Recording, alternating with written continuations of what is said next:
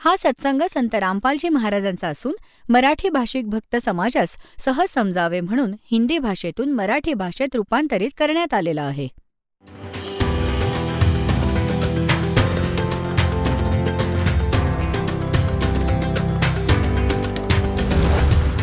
और ज्ञान सब ज्ञान डी कबीर ज्ञान सो ज्ञान और जैसे घोड़ा तोब कायम करता चले मैदान. जगद्गुरु तत्वदर्शी संत रामपालजी महाराजांचे अमृत वचन सर्व पवित्र धर्मांच्या व पवित्र शास्त्रांच्या आधारावर. आता या काळाला इथे याने धर्मराय पण म्हटले आहे. याने म्हटले होते, मी धर्माचे राज्य करीन, सत्याचे राज्य करीन आणि जसे कोणी कर्म करेल तसेच फळ देईन, म्हणून याला इथे म्हटलंय. धर्मराय को हिकमत की ना नख रेखा से बग कर लेना. धर्मराय करे भोग विलासा माया को रही तब आशा. तीन पुत्र अष्टंगी जाए ब्रह्मा विष्णु शिव नाम धराए.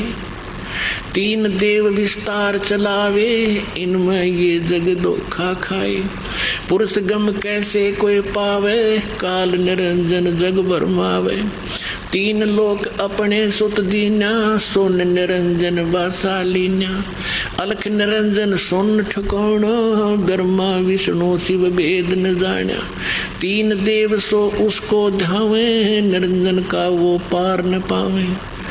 अलख निरंजन बड़ा बटपारा तीन लोक जीव कीन आहारा. ब्रह्मा विष्णु शिव नहीं बचाए सकल खाए पुन दूर उड़ाए.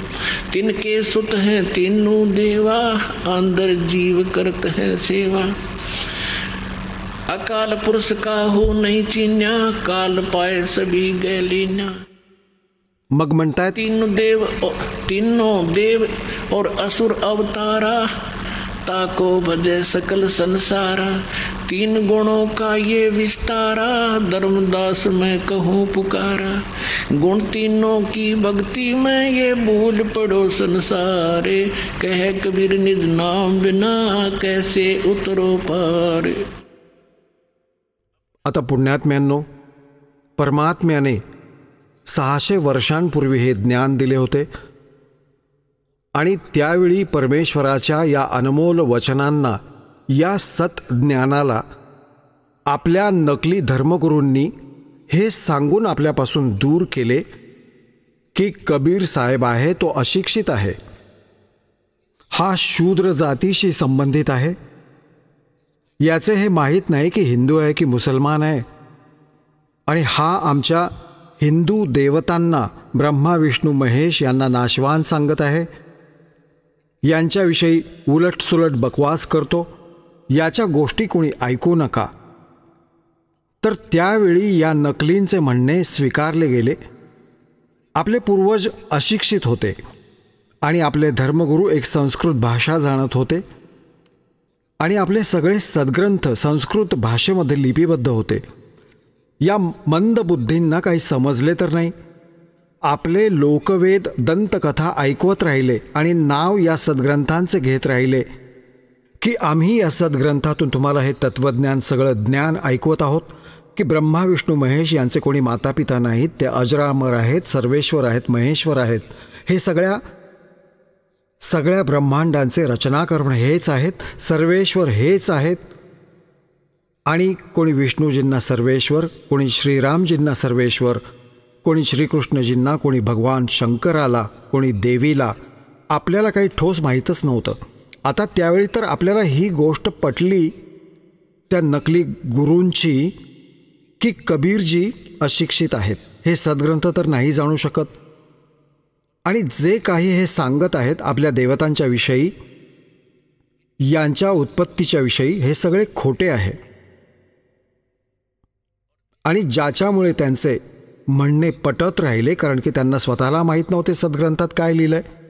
आता पुण्यात्म्यांनो, जर परमात्मा 600 वर्षांपूर्वी हे ज्ञान लिपिबद्ध करून गेले नसते तर आज आपण भगवान ओळखू शकलो नसतो.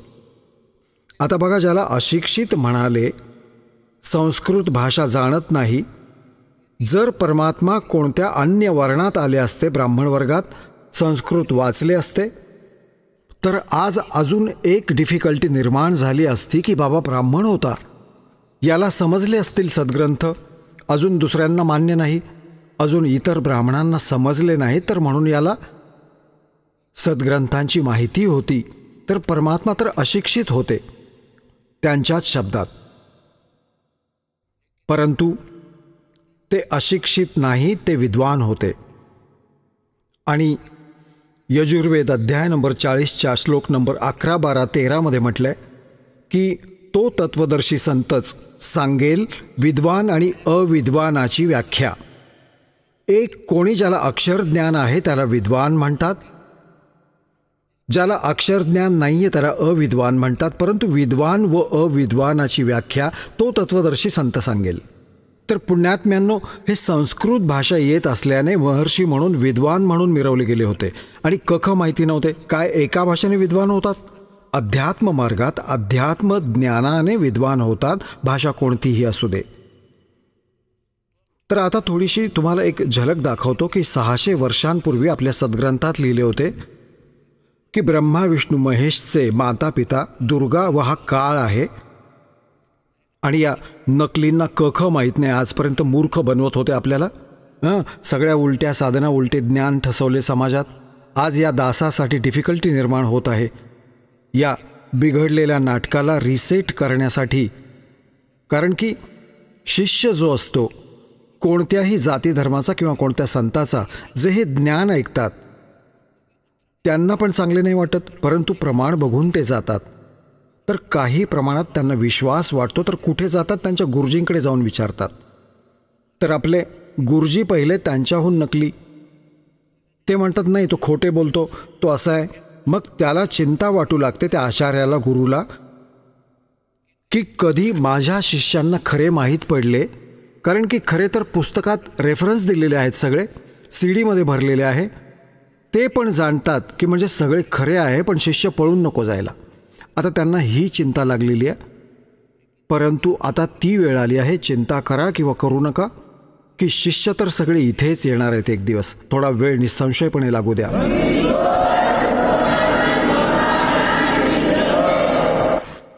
तर आता तुम्हाला परमात्म्याने आता दया केली आहे तुमच्यावर, तुम्हाला शिक्षित केले आणि सद्ग्रंथ अनुवादित पण त्यांच्याकडूनच करून घेतले. ही पण कमालीची गोष्ट आहे. याच्याविषयी सूक्ष्म वेदात म्हटले आहे, मोती मुक्ता दर्शत नाही, ये जग है सब अंदरे, दिखत के तनैण चष्म इनका फिरा मोतिया बंदरे. हे दिसत होते विद्वान आणि संस्कृत भाषा आणि 4ही वेद कंठस्थ स्मरण करून ठेवले. गीताजीचे पूर्ण 18च्या 18 अध्याय घोटून ठेवले होते. त्यांना कख नाही माहीत यात काय लिहिलंय. तर याविषयी म्हटलं आहे की हे दिसत होते विद्वान, मोठे संस्कृत बोलणारे, आणि यांना मोतीबिंदू होता, अज्ञानरूपी. कोणाला मोतीबिंदू झाला तर त्याचा डोळा तर बिलकुल स्वच्छ दिसतो की याला छान दिसत असेल, परंतु दिसत काही नाही. तर हे दिसत होते विद्वान, परंतु यांना होता मोतीबिंदू. अज्ञान होते, पूर्णपणे अज्ञान होते त्यांना. सगळ्या आपल्या धर्मगुरूंमध्ये आपले सद्ग्रंथ काय सांगत आहेत, आणि हे 600 वर्षांपूर्वी भगवान सांगून गेले होते. तर पुण्यात्म्यांनो, आता समजायला वेळ नाही लागणार. Who is God? Kabir is God. आता दाखवतो तुम्हाला. हे बघा, हे शिवपुराण आहे.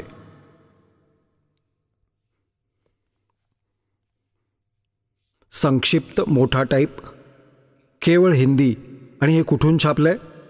गीता प्रेस, गोरखपूरहून. आणि कोण आहेत याचे अनुवादक?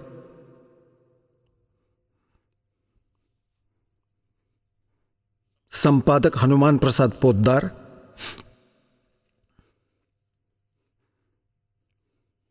हे प्रकाशक आणि मुद्रक इथून आहेत. एकेवेळी नारदजींनी आपले वडील ब्रह्माजींना विचारले, कारण की ब्रह्माजीच सगळ्यात पहिले उत्पन्न असे मानले जातात, मोठे पुत्र, आणि यांनाच वेदांचा आणि सगळ्या ज्ञानाचा कर्ता धर्ता मानले होते यांनी. म्हणून नारदजींनी आपल्या वडिलांना विचारले.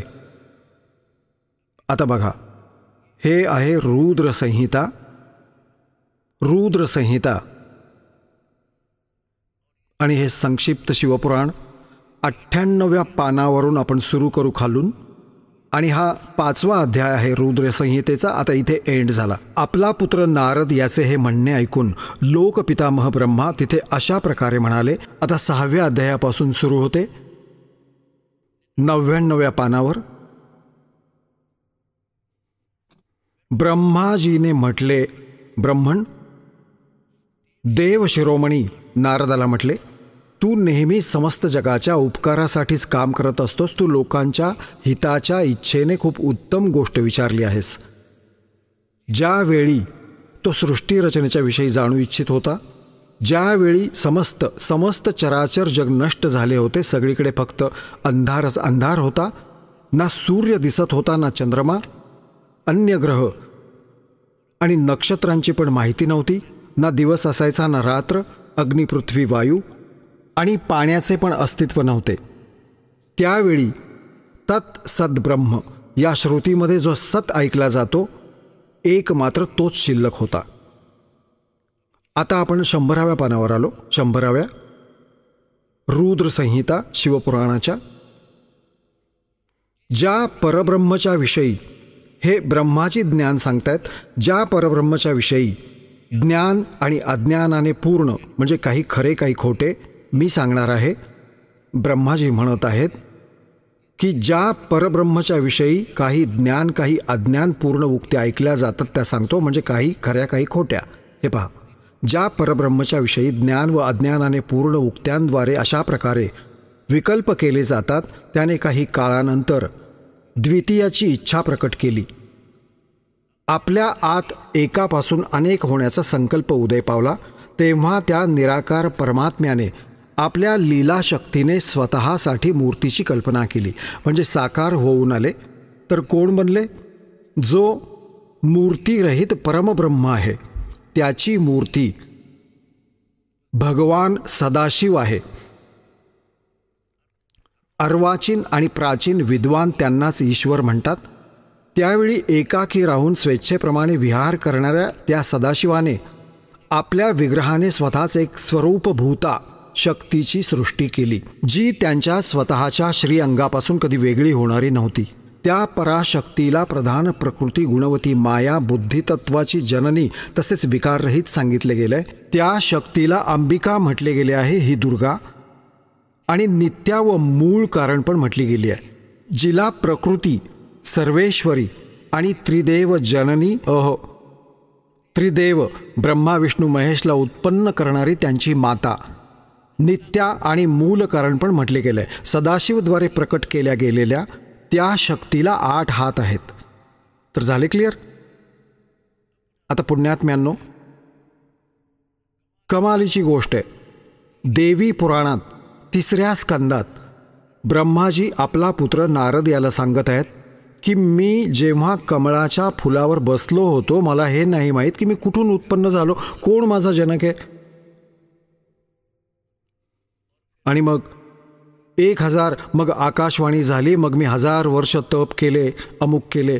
आता जेव्हा त्याला त्याच्या जन्माबद्दल नाही माहीत आणि तो सांगतोय परब्रह्म आणि कोणाची सृष्टी जसे पण आहे, कारण काय होते की परमात्मा प्रत्येक युगात आले आणि सगळ्यात पहिल्यांदा जेव्हा आले होते ते परमात्मा सगळ्यात पहिल्यांदा ब्रह्माजींना भेटले होते आणि ब्रह्माजींना ही सृष्टीरचना ऐकवली होती आणि हा बराच प्रभावित झाला होता आणि परमात्म्याने याला ओम नाम दिले होते जप करायला.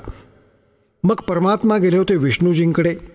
विष्णूजींनी पण बऱ्याच प्रभावाने खूप लक्षपूर्वक ज्ञान ऐकले होते आणि शिष्य झाले होते. प्रथम मंत्र हरियम नाम दिले होते परमेश्वराने आणि शिवजीकडे पण गेले होते, शंकर भगवानांकडे. त्यांनी पण ज्ञान ऐकले होते आणि त्यांनी परमात्म्याने जो वेदात पण मंत्र नाही आहे तो सोहम मंत्र दिला होता.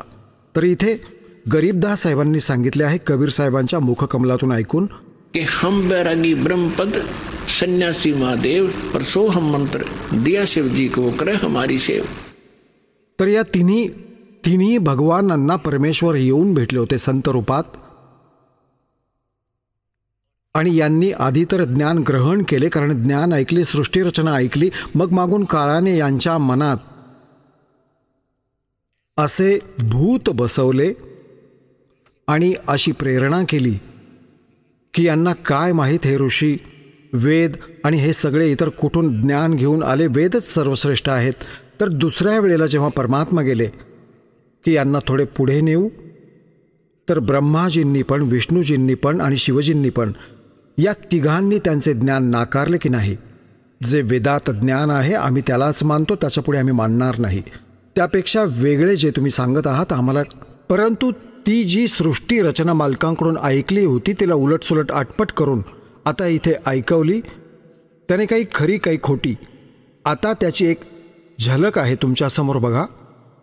आता हे काय म्हणत आहेत ब्रह्माजी? 100व्या पानावर आपण वाचत आहोत रुद्र संहितेच्या,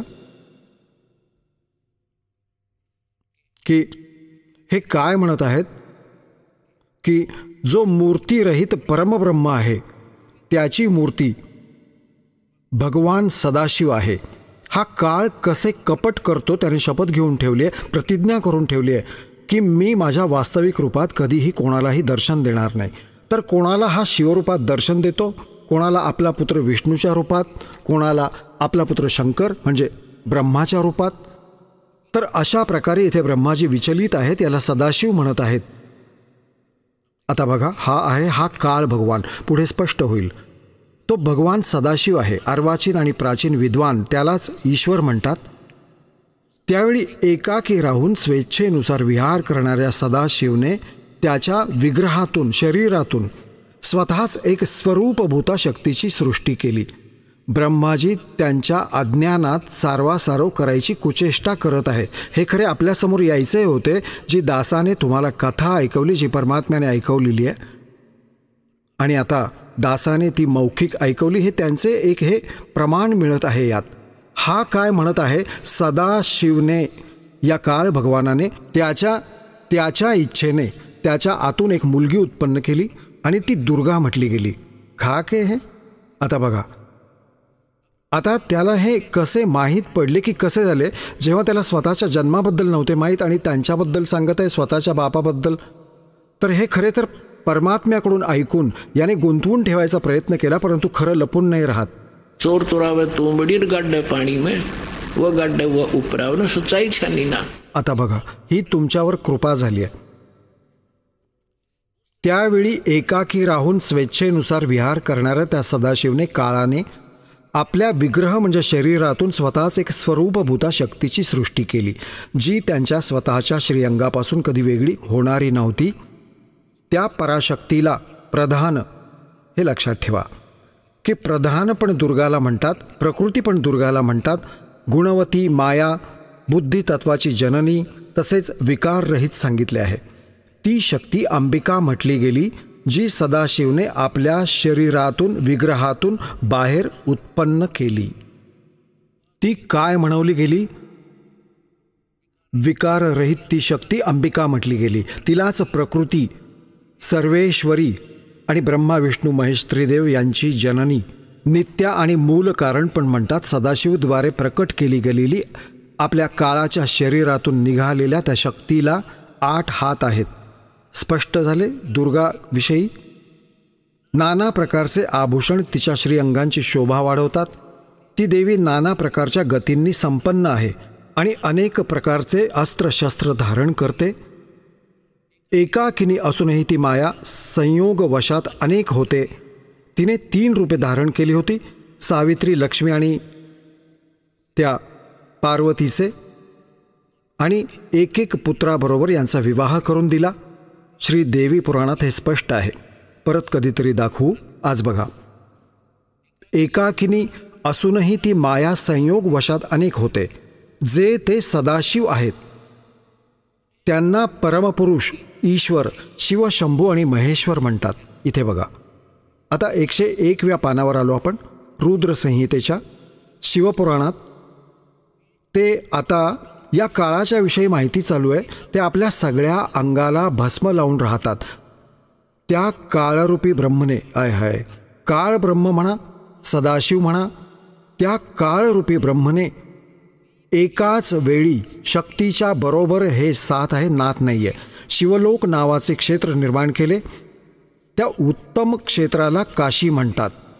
ते परमनिर्वाण किंवा मोक्षाचे स्थान आहे, जे सगळ्यात वरती विराजमान आहे. ते प्रिया, प्रियतम, शक्ती, ते प्रिया प्रियतम रूप, शक्ती आणि शिव म्हणजे पती पत्नीच्या रूपात शक्ती दुर्गा, शिव हा काळरूपी ब्रह्म जो परमानंद स्वरूप आहे, त्या मनोरम क्षेत्रात नेहमी निवास करतात.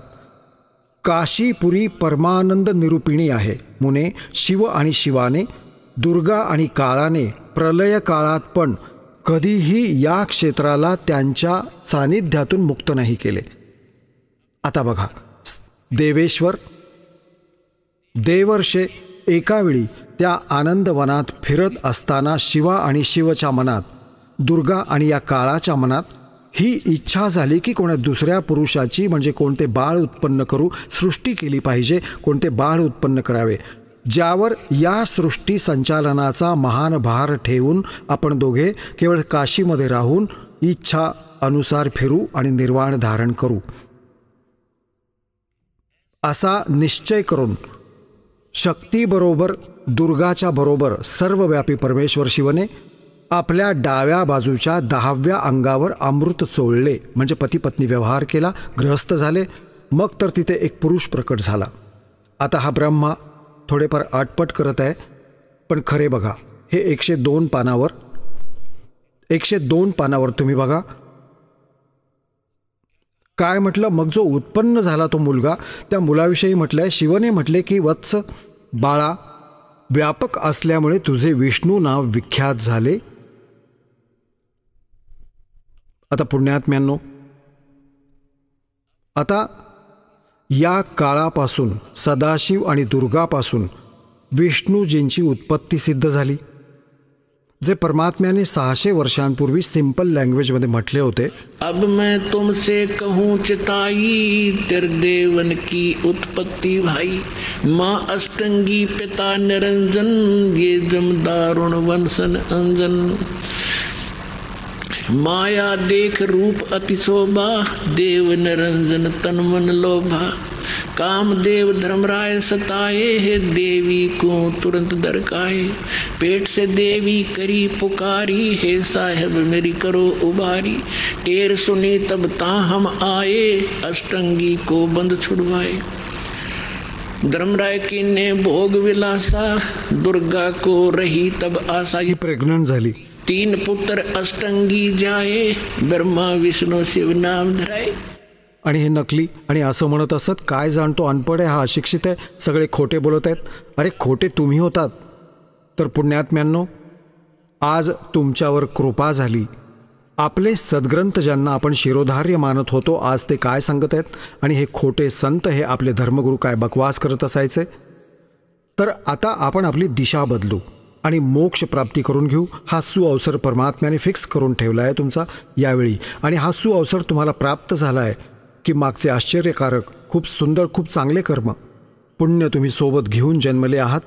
निसंशय आज आपण दुःखी आहोत, निसंशय आपण कितीतरी कष्ट करत आहोत, परंतु तुमचे भक्तीचे जे नंबर आहेत 100 पैकी 100 पूर्ण आहेत, जे सतलोक आश्रम बरवालामध्ये पोहोचले आहेत आणि येतील पुढे.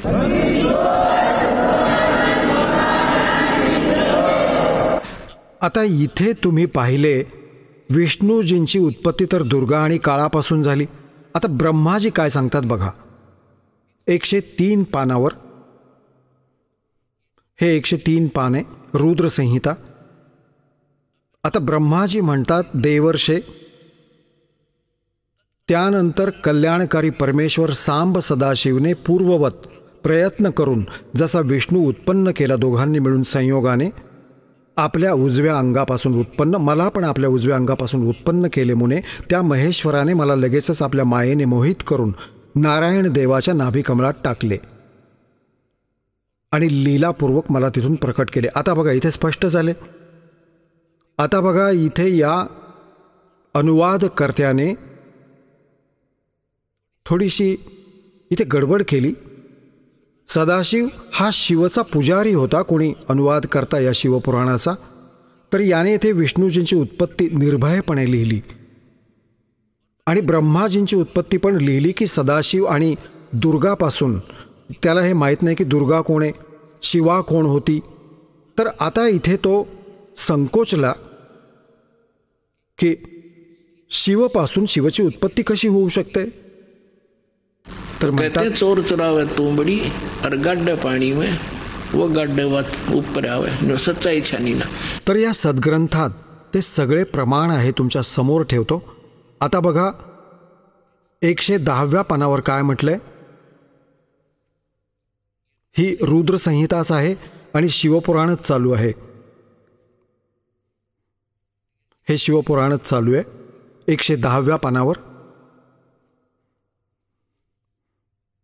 आता इथून आपण वाचू. या प्रकारे सगळे विवरण सांगून इथे म्हटले की अशा प्रकारे ब्रह्मा, विष्णू आणि रुद्र या 3 देवतांमध्ये गुण आहेत. म्हणजे रजगुण ब्रह्मा, सत्वगुण विष्णू, तमोगुण शिव आहेत. आणि परंतु शिव गुणातीत मानले गेले आहेत. हा शिव आहे, हा त्यांचा पिता आहे, यांना शिवच नाही समजला. आता तुम्हाला परत दाखवतो.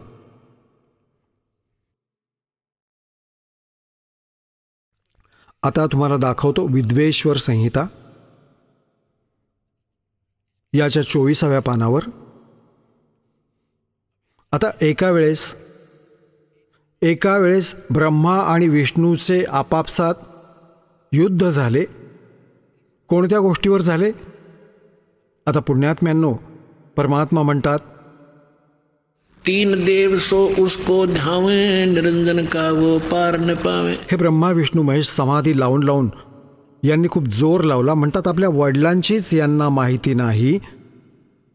आणि हा काय कसे कपट करतो की जसे ऋषी महर्षींनी समाधीस्थ होण्याचा प्रयत्न केला, कोणाला ब्रह्माजींच्या रूपात दर्शन दिले, तर त्याने सगळ्यांच्या बरोबर सगळ्यांच्या समोर एक हे प्रमाणित केले त्याच्या अनुभवावरून की हे जे ब्रह्माजी आहेत हे त्यांच्या समकक्ष देवता होते, की हेच सर्वेश्वर आहेत. मी समाधी अवस्थेत यांचे दर्शन केले आहे. हा लपून बसला होता स्वतःला. हे सृष्टी रचणारे आहेत, प्रजापिता आहेत, सगळ्यांचे जनक आहेत.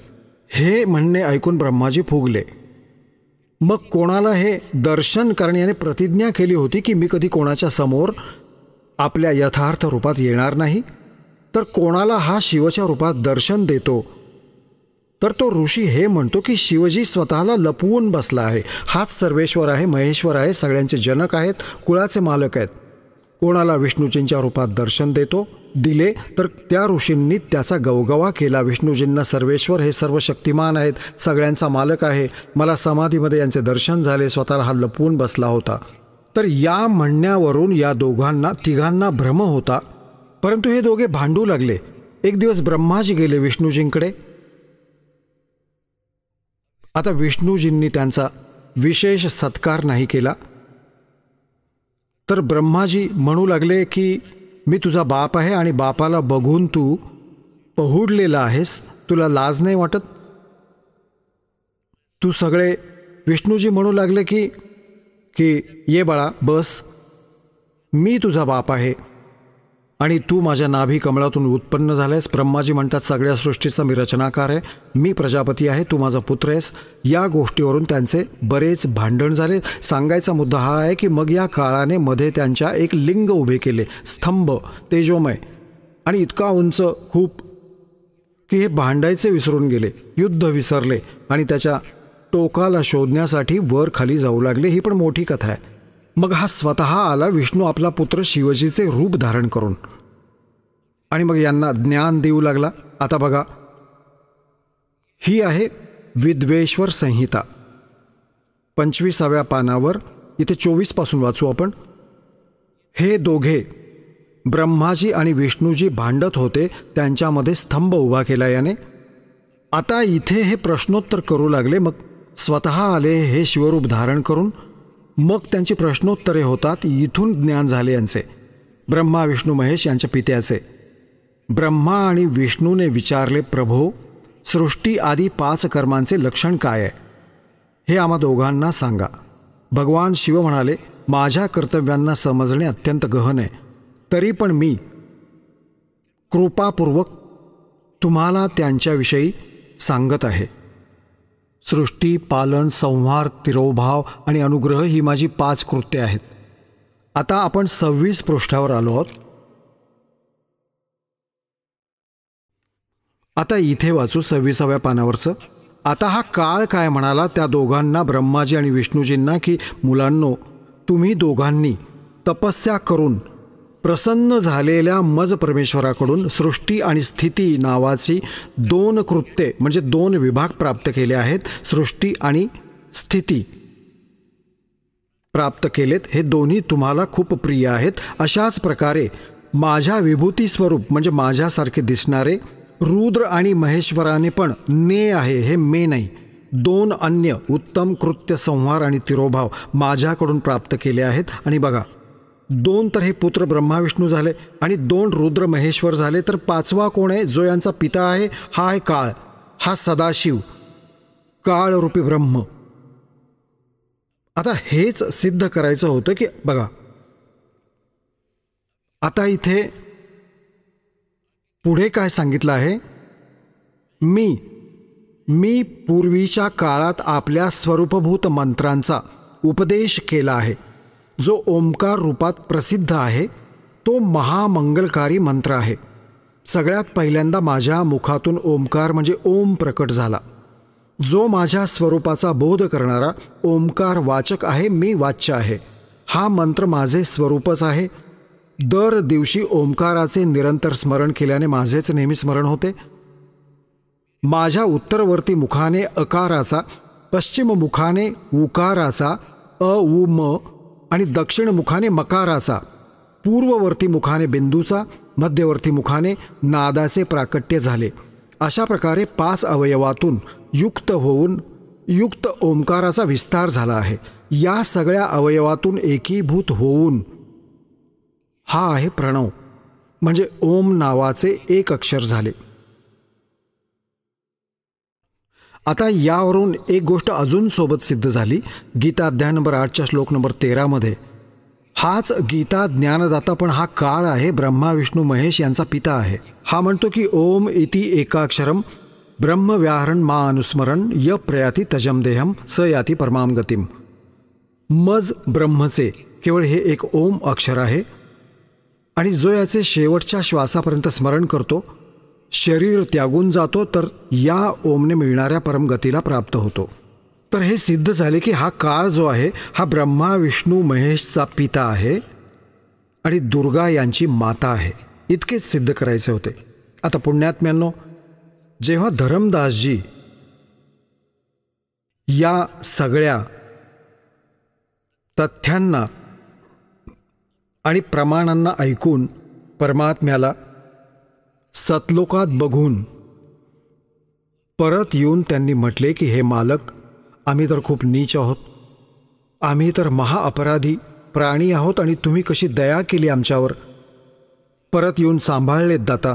आम्ही तर असे गुन्हे केले होते, आमच्याकडे कोणी डोकावणार पण नाही आणि तुम्ही तर मोठे दयाळू आहात. तुम्ही तरी पण आम्हा दुष्टांकडे आलात आणि अशा घाणेरड्या लोकात अशा उत्तम लोकाला सोडून. तर हे परमात्मा,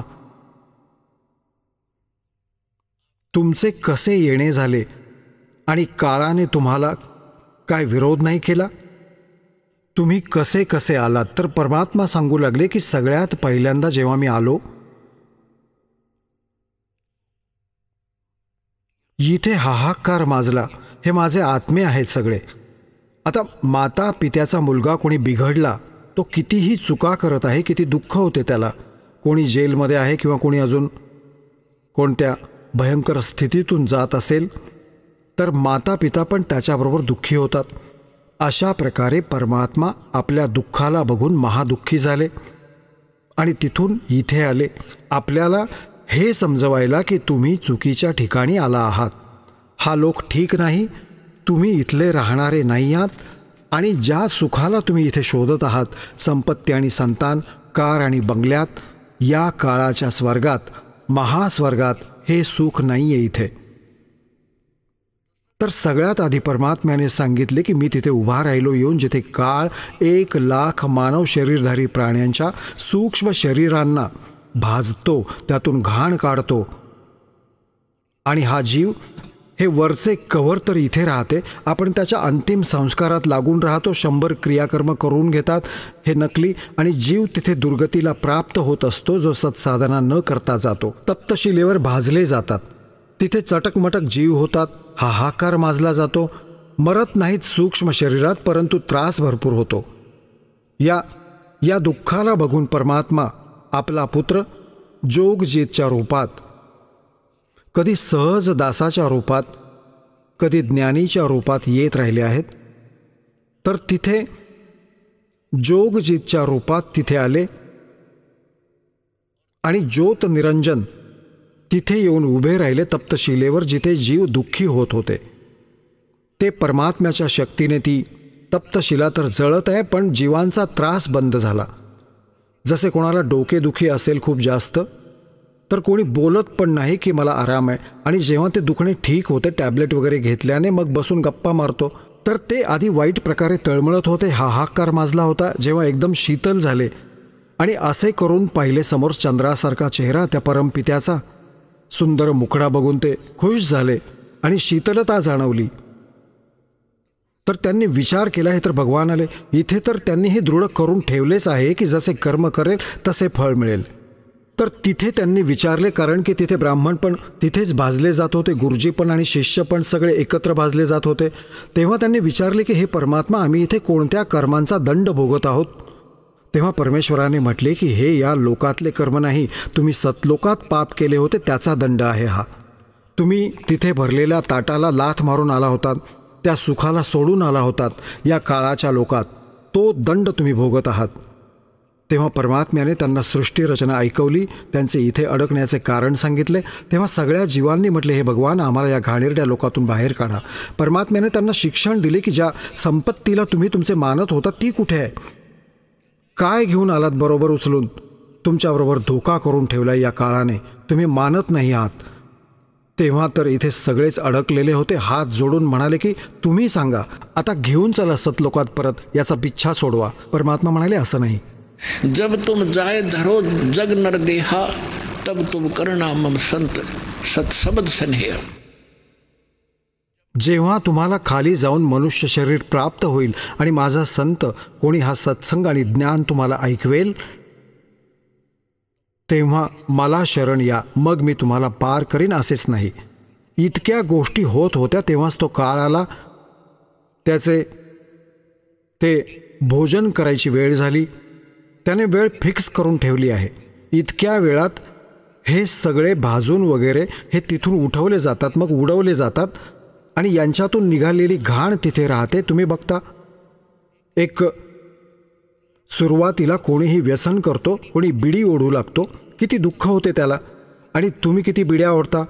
हा जबरदस्तीने करवून घेतो. मांस खातात, दारू पितात, कोणी हुक्का पितात, कोणी अटपट करतात. तर यासाठी जास्तीत जास्त व्यसने करून घेतो, जेणेकरून याच्या सूक्ष्म शरीरात जास्त घाण भरू दे, आणि तितकीच घाण जास्त निघेल तिथे त्या तप्तशिळेमध्ये.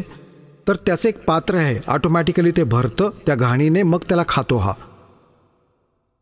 तर याने विचार केला होता की हे निघून गेले असतील सगळे प्राणी, तिथून उडून तिथे तप्तशिळेवरील सगळे प्राणी, सगळे जीव, मानव शरीरधारी तिथून वर येतात, आणि मग धर्मराजाच्या दरबारात येऊन लाईनमध्ये उभे राहतात. मग आपल्या कर्मानुसार ज्याने राजा बनायचे राजा बनतो, गाढव बनायचे गाढव बनतो, देवता बनायचे देवता बनतो, याला काही टेन्शन नाही. आपले केलेले आपल्यालाच प्राप्त होत राहते. तर इतक्यात तो काळ तिथे आला, आणि काळाने म्हटले, पाहिले की जोगजीत, तू कसा आलास माझ्या लोकात?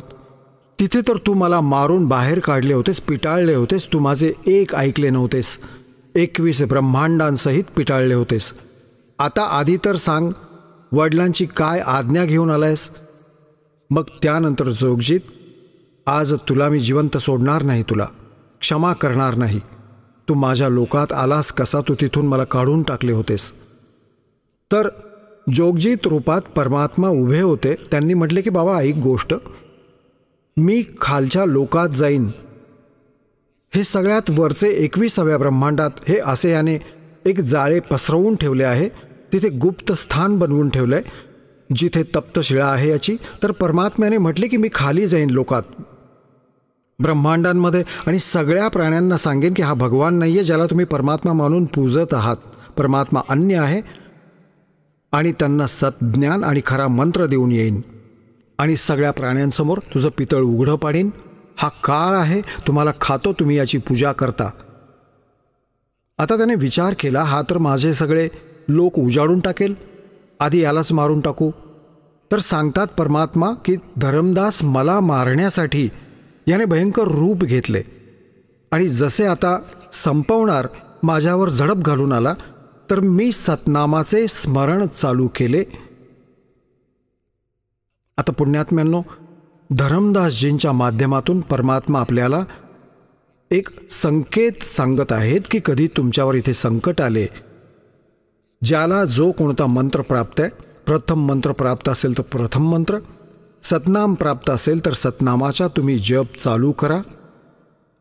तुमचे ते संकट असे जाईल की कधी विचारही केला नसेल की एकदम संकट असे दूर होईल. सारनाम प्राप्त असेल तर सारनामाचा जप करा. परमात्मा सांगतात की मी त्या सतनामाच्या मंत्राचा जप सुरू केला आणि हा काळाला असा झटका लागला, त्याला जसे आपटला पृथ्वीवर. कबीर सागरमध्ये लिहिलंय की तिथून तो पळून पाताळात पोहोचला, त्या शेषनागाच्या लोकात जाऊन पडला.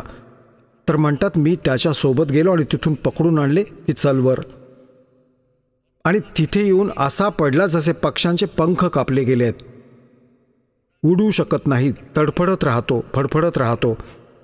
असा असहाय्य झाला जेव्हा त्याने पाहिले की याच्याकडे कोणती जबरदस्त शक्ती मंत्र आहे.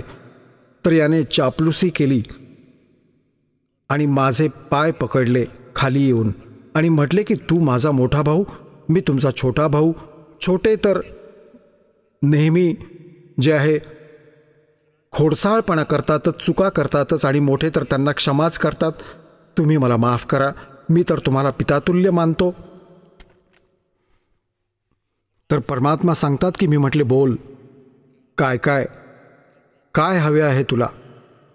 तेव्हा याने मला वचनबद्ध केले की वचनबद्ध व्हा, तेव्हा मी मागतो. परमात्म्याने म्हटले, परमात्म्याला माहीत होते की हा काय मागेल बालक. परमात्मा कबीरजी म्हणाले की ठीक आहे, मी वचनबद्ध झालो, मग काय मागतोस भिकाऱ्या.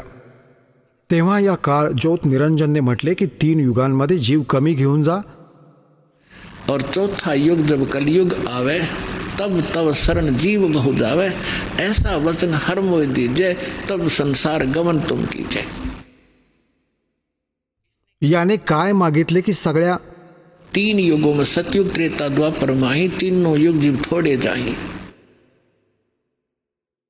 आणि अजून काय मागितले की परमात्मा जेव्हा मध्य कलियुगात तुम्ही याल आणि तुमचे ज्ञान ऐकून आपलेसे करून तुम्ही जीव घेऊन जा. तुमच्या ज्ञानाला जो मानेल तो तुमचा होईल जोगजीत, आणि जो आमच्या म्हणजे काळाच्या ज्ञानाला मानेल तो आमचा होईल. तुम्ही बायफोर्स नका घेऊन जाऊ. तर परमात्म्याने म्हटले बायफोर्स न्यायचे असते तर मी तसेच नेले असते. आता हे तिथून तिथे नाही टिकले जेव्हा ते सर्व संपन्न होते.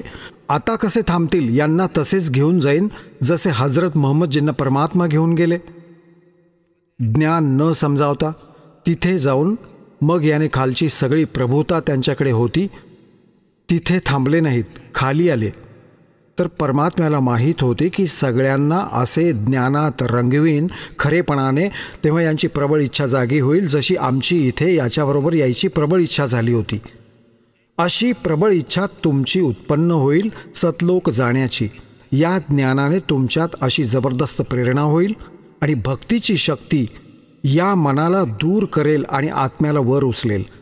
मग तुम्हाला एक खरी तळमळ लागेल तिथे जाण्याची. जेव्हा तुमची भक्ती वाढेल आणि इथली दुःखे तुम्हाला स्वच्छ दिसू लागतील, जितकी काळाची भांग उतरत जाईल तितकाच तुम्हाला या ज्ञानाचा जास्त प्रकाश दिसू लागेल. तेव्हा परमात्म्याला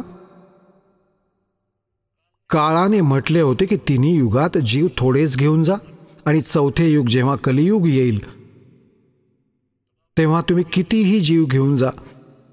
तेव्हा परमात्म्याने म्हटले बाबा ठीक आहे, तथास्तु. तर त्याच वेळी त्याची नियत फिरली आणि म्हणू लागला जाओ जोग जीत संसारा, आजियो तुम जो कलयुग में, और जीव न माने कहा तुम्हारा। आम्ही या सगळ्या जीवांना असे अज्ञान से भर देंगे, देवी देव और देवल पुजाऊं, या विद जीवों को भरमाऊं। म्हणजे कोणाला मंदिर काही हे देवी देवतांच्या पूजेला लावू आणि सगळ्यांना अज्ञानाने परिपूर्ण करून टाकीन माझे नकली खोटे दूध पाठवून। मग म्हटले, द्वादश पंथ करूं मैं साजा, नाम तुम्हारा ले करूं आवाजा। द्वादश पंथ नाम जो ले ही, वो हमरे मुख आन सुनोई। और जाओ जोग जीत संसारा, जीव न माने कहा तुम्हारा, जीव तुम्हारा कहा न माने, हमरे और हो बाद बखाणे। की असे उलट्या ज्ञानाने रंगवीन माझे 12 नकली पंथ बनवून, आणि 12 नकली पंथ तुमच्याच नावाने, कबीर नावाने चालवीन, आणि त्या 12 पंथात जे अजून अनेक पंथ चालवीन, असे राधा स्वामी, धनधन सद्गुरू आणि हे सगळे जितके आहेत हे सगळे काळाचे पंथ आहेत। और या विद जीवों को भरमाऊं। तेव्हा परमात्म्याने म्हटले होते की ठीक आहे, आता येऊ दे ती वेळ, मग आम्ही सांगू तुला, मग बोलू जेव्हा ती वेळ येईल आम्ही तुला सांगू। आता काय सांगितले की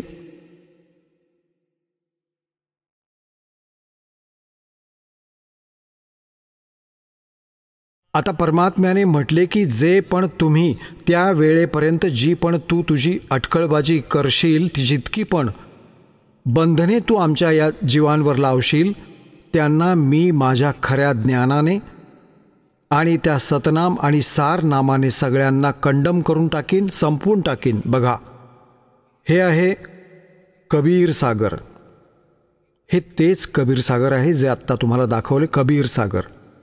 आणि हे कुठून प्रकाशित आहे? आणि याच्या स्वसंवेद बोधात,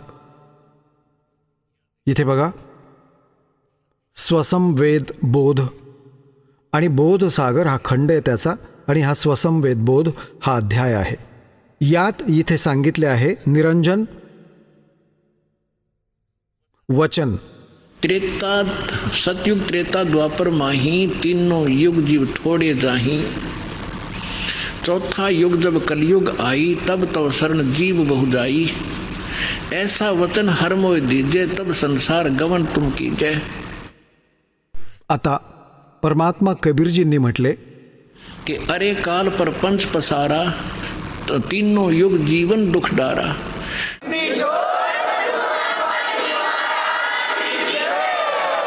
चला आता आपण त्या श्रद्धाळूंचे अनुभव जाणून घेऊया ज्यांनी जगद्गुरु तत्वदर्शी संत रामपालजी महाराज यांच्याकडून दीक्षा प्राप्त केलेली आहे, तसेच त्यांच्याद्वारे सांगितलेल्या भक्ती मार्गावर चालत आहेत। नमस्कार सत साहेब, आपलं नाव? माझे नाव ललिता मंगलसिंग वडवी। आपण कुठून आलात? गाव वेळावद, तहसील जिल्हा नंदुरबार, महाराष्ट्र। आपला व्यवसाय काय आहे? आम्ही शेती करतो आणि मजुरी पण करतो। संत रामपालजी महाराजांची गुरुदीक्षा आपण कधी घेतली? 27 जानेवारी 2019। संत रामपालजी महाराजांची गुरुदीक्षा घेण्या अगोदर आपण व आपला परिवार कोणती भक्ती साधना करत होतात? शंकर भगवानाची आणि विष्णू भगवानाची, गणेश देवाची, हे 37 कोटी देवी देवतांची भक्ती करत होतो आम्ही। या देवी देवतांना, त्या देवी देवतांना मी सर्वही उपास केले, व्रत केले, हरतालिका केली, सर्वही व्रत केले। जसं तुम्ही सांगत आहात की आपण जी पारंपरिक भक्ती साधना करत होतात आणि देवी देवतांची पूजा करत होतात, व्रतवैकल्य करत होतात, तीर्थाला जात होतात, तर संत रामपालजी महाराजांच्याबद्दल माहिती आपल्याला कशी कळाली आणि आपण त्यांच्या शरणात कसे आलात? संत रामपाल महाराजांची शरणामध्ये असे आले सर की आमचे घरचे सर्वही जुळून गेले होते, सर्वही जुळून गेले होते। मलाही ते सांगत होते का एक संत आले आहे संत रामपाल महाराजांचे रूपमध्ये, तर तू पण गुरुदीक्षा घेऊन घे आणि तू पण जीवनाचे कल्याण करून घे। पण मी काय ऐकलं नाही। मग एक दिवशी अजून आठवण आलं नाही मला, इथं ज्योत लावायला पाहिजे, इथं काय पाया पडायला पाहिजे असं। तर मला असं वाटलं का नाही तू पण गुरु बनवून घे तर तुझं पण चांगलं होऊन जाईल. मग नंतर अजून एक दिवशी माझी बहीण आली. तिने सांगितलं मला तू गुरु करून घे, एवढी दुःखामध्ये आहे तू गुरु करून घे, तुला पण सुख होऊन जाईल. म्हटलं चला बहीण सांगत आहे तर मी बघते, सत्संग बघते.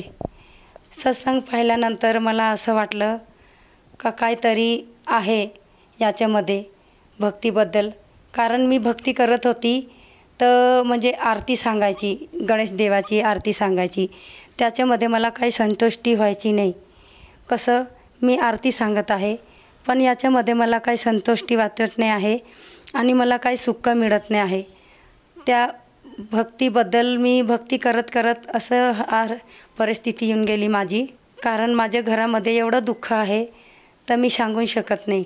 माझे ससुर आहे ते मेंटल होऊन गेले.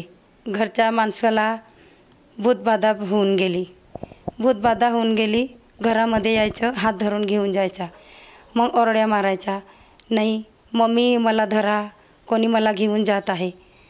एवढा कष्टानंतरही मला वाटत नाही होतं का मी संत रामपाल महाराजांच्या शरणामध्ये जाऊ. मग मी काठियावाडमध्ये चालली गेली. म्हटलं मला इथं काही सुख भेटणार नाही, मी काठियावाडमध्ये चालली जाते. काठियावाडमध्ये गेली तर मी विचार करत आहे परमात्मा तू कुठेतरी आहे तर मला तुझ्या शरणामध्ये घेऊन घे. मी जर इथून चांगली बरं गेली तर मी तुझ्या शरणामध्ये येऊन जाईल. मग अजून घरी गेल्यावर सत्संग पाहायला लागून गेले. सत्संग पाहिलं 8 महिने होऊन गेले. मग माझ्या मनात विचार आला मी आता संत रामपाल महाराजांच्या शरणामध्ये जाईल. मग 27 जानेवारी 2019ला आम्ही नामदीक्षा घेतली. जसं तुम्ही सांगत आहात की संत रामपालजी महाराजांची माहिती आपल्याला आपल्या परिवारांकडून मिळाली, परंतु आपण जी पूर्वीची आपली पारंपरिक भक्ती साधना आहे ती सोडायला तयार नव्हते आणि वारंवार आपण तीच भक्ती करत होतात. परंतु कुठे ना कुठे आपल्याला कुठल्या प्रकारचा लाभ भेटत नव्हता, आपल्याला आपल्या प्रश्नांचं उत्तर भेटत नव्हतं, समाधान भेटत नव्हतं आणि आपण दुःखीच होत होतात. म्हणून आपण कुठेतरी निर्णय केला आणि संत रामपालजी महाराजांची 2019मध्ये आपण गुरुदीक्षा घेतली. मला हे विचारायचं आहे की जेव्हापासून संत रामपालजी महाराजांच्या शरणात आपण आलात त्यानंतर आपल्याला आपल्या वैयक्तिक जीवनामध्ये काय काय अनुभव आलेत किंवा काय काय लाभ आपल्याला व आपल्या कुटुंबाला या सद्भक्तीमुळे मिळालेत? सर आमच्या घरामध्ये एवढा कलेश होता तो मिटून गेला. सर्व ही घरामध्ये रोज भांडण व्हायची ती मिटून गेली. आणि भगतांना पोटाचा फार त्रास होत होता त्यांनाही सुख मिळून गेला. आणि बाबा भगत आहे घरामध्ये त्यांनाही असं मेंटल होऊन गेले होते ते पण चांगले होऊन गेले. सर्वही सुख मिळाले आहे संत रामपाल महाराजांच्या शरणामध्ये येऊन. आणि मलाही सुद्धा तोंडात कॅन्सर होऊन गेला होता तर मला वाटत नव्हता का मी सुधरून जाणार. म्हणजे नामदीक्षा गेली नाही होती तेव्हाची, म्हणजे मी त्यांना सांगून शकत नव्हती कसं एवढं दुःख आहे पहिलेपासून आणि मी सांगणार तर अजून जास्त दुःखी होऊन जाणार. म्हणून मी भगतांना काही सांगितलं नाही. पण ज्या वेळी मी परमात्माच्या शरणामध्ये आली आणि प्रथम नाव घेताही मला एवढा लाभ होऊन गेला की माझं कॅन्सर त्याचंच ठीक होऊन गेला. तर मी विचार करत होती, म्हटलं मी एवढी भक्ती करत होती तेव्हा मला एवढा सुख नाही मिळाला आणि आता मी महिनाही झाला आहे मला भक्ती करायला, तेवढ्यामध्ये मला एवढा सुख मिळून गेला आहे. तर हाच खरा परमात्मा आहे, हीच खरी भक्ती आहे असं मला अनुभव झाला. आणि जगतामध्ये होतं नामदीक्षानं घेतली होती तेव्हा दवाखान्यामध्ये मिस्टरांना घेऊन आले आणि लगेच ती मुली बेहोश होऊन गेली. तरीही मी म्हणजे सत्संग पाहतच होती. म्हटलं मनामध्येच विचार केला परमात्मा माझी मुलीला पण चांगलं करून दिलं असतं तर खूपच चांगलं होऊन गेलं. तिला 1.5 बाटला लागला मग ती शुद्धीवर आली आणि संडास आणि उलट्या बंद झाल्या आणि तिला पण 17 दिवसामध्ये घरी घेऊन आली. तर मला असं वाटलं का खरंच ही भक्ती म्हणजे आहे, लाभदायक आहे. सर्वही काय लाभ मिळाले आहे. घरामध्ये भांडण वगैरे हे सर्व होत होतं, हे सर्व आता सर्व सुख आहे संत रामपाल महाराजांच्या शरणामध्ये येऊन. अजून एक मोठा लाभ झाला. बाबा भगत मोटर काढत होते त्यांनी वायर सोडून टाकले काय मला माहिती नव्हतं. म्हटलं असंच काय करत असतील तर मी मोटरचे वायर लावून देते. मोटरचे वायर लावून दिले आणि त्यांना एवढा जोराने शॉट लागला ते जाऊन भिंतीजवळ पडून गेले. मला वाटलं काय झालं, तर मी बोर्ड्यामधून वायर काढून घेतला आणि पडत गेली. पाहिलं तर बरं झालं, परमात्माच्या शरणामध्ये होतं, काही झालं नाही. हे एवढा मोठा लाभ झाला आहे. आणि एक लाभ अजून आहे मोठी मुलीचा, तर तिला दिवस आहे. तर 2-3 महिने होऊन गेले. सत्संगमध्ये जायचे यायचे, टेम्पीमध्ये झोपून जायची. म्हटलं तुला काय त्रास होत आहे, काय नाही, तू सांगत नाही आहे असं. तर मम्मी मला फार त्रास होत आहे. तर मी मनामध्ये प्रार्थना लावली, हे परमात्मा, हे तुझेही जे जीव आहे यांना तूच चांगलं करू शकतो. तुझ्या शरणामध्ये आहे, त्यांना तूच चांगलं करू शकतो. परमात्मा एवढी दया करून दे. तर 2 दिवसामध्ये ती मुली आता सांगत आहे, मम्मी मला बरं वाटत आहे. हे अजून मला मोठा लाभ झाला आहे. जसं तुम्ही सांगत आहात की संत रामपालजी महाराजांच्या शरणात आल्यानंतर आपल्याला व आपल्या कुटुंबाला बरेचसे लाभ प्राप्त झाले. तर आपल्या ह्या अनुभवातून आपण आपले जे आप्तेष्ट आहेत, नातलग आहेत, जो मैत्रिणी आहेत, सखी आहेत, त्याचप्रमाणे जो समाज बांधव आज TV चॅनलच्या माध्यमातून आपल्याला बघत आहेत, या सर्वांना उद्देशून आपण आपल्या अनुभवातून काय संदेश द्याल? संदेश तर मी काय देते, प्रार्थना करत आहे मी का आपलं बहीण भाऊ सगळे जे TV म्हणजे सत्संग येतो ते बघत असतील किंवा विभिन्न चॅनलावर येतो, मोबाईलवर, फेसबुकवर हे सर्व ही काही पाहत असतील, त्यांना माझं प्रार्थना आहे का तुम्ही सत्संग पहा आणि विचार करा, ही भक्ती कशी आहे, नाही आम्हाला काय लाभ देत आहे, काय नाही, हे मोक्षाचा मार्ग आहे. तुम्ही या भक्तीला स्वीकार करा आणि तुमच्या जीवनाचं कल्याण करा. जसं तुम्ही आज समाज बांधवाला आवाहन करत आहात की संत रामपालजी महाराजांची सद्भक्ती सगळ्यांनी स्वीकारायला हवी, समजायला हवी आणि त्यांच्याकडनं गुरुमंत्र घेऊन आपल्या जीवनाचं कल्याण करायला हवं.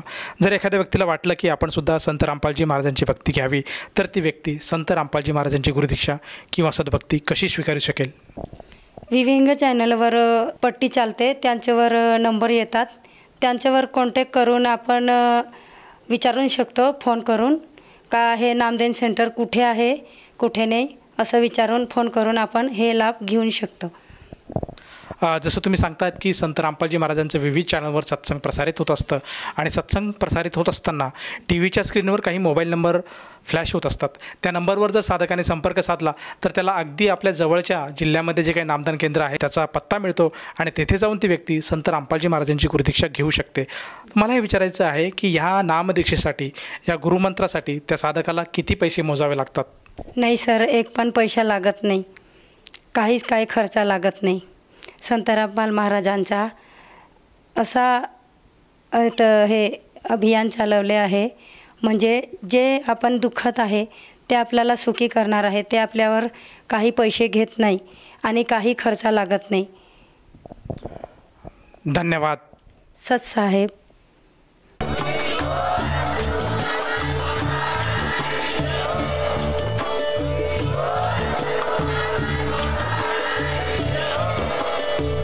आपण ऐकत होता जगद्गुरु तत्वदर्शी संत रामपालजी महाराज यांचे मंगल प्रवचन, ज्यांच्या शुभ आशीर्वादाने संपूर्ण विश्वामध्ये 500 पेक्षा जास्त नामदीक्षा केंद्र आहेत, जिथे निशुल्क नामदीक्षा दिली जाते.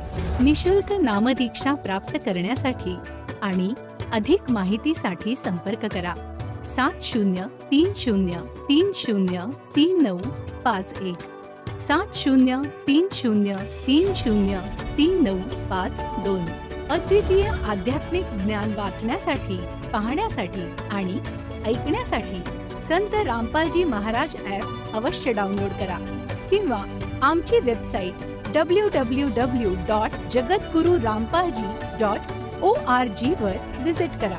आम्हाला सोशल मीडियावर फॉलो करा. सर्व पवित्र धर्मांच्या पवित्र शास्त्रांवर आधारित प्रमाणित अनमोल पुस्तक ज्ञानगंगा किंवा जगण्याचा मार्ग यापैकी कोणतेही एक पुस्तक निशुल्क मागवण्यासाठी आपण आम्हाला आपले पूर्ण नाव, पूर्ण पत्ता, पिनकोड आणि फोन नंबरसह लिहून 7030303951 किंवा 7030303952 या नंबरवर SMS करू शकता किंवा 7030303950 या नंबरवर व्हॉट्सअप देखील करू शकता.